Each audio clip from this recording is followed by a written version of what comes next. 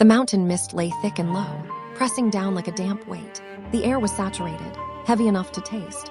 Beneath the carriage, the wheels ground through wet mud, carving deep grooves into the road.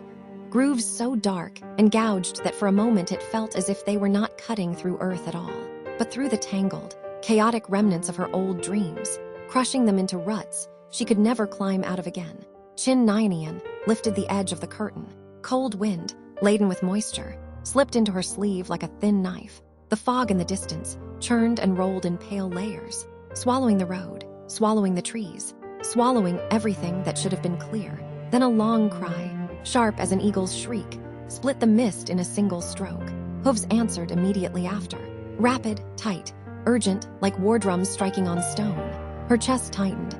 This was not the sound of ordinary travelers hurrying along a road. It was too disciplined, too violent in its rhythm, the kind of sound that belonged to pursuit and ambush, not to merchants and pilgrims. In the next instant, several dark silhouettes burst from the fog. Blades flashed, white as snow, cold as lightning, cutting straight for the side of the carriage. "Madam," May's voice cracked. She lunged forward and shoved Jin Hua back into the carriage compartment with all her strength. "Fall back, quickly." The carriage jolted violently. Wood groaned, metal rang. The scent of incense ash, faint, powdery, familiar, was suddenly torn open by the stink of mud and rainwater, the two smells rushing into her nostrils at once, as if the world itself had been struck and shaken. Her fingers clenched the curtain fabric, so hard the weave bit into her skin. Before she could even glimpse the assailants' faces, the sharp clash of blades rang out at her ears, clean, vicious, unforgiving.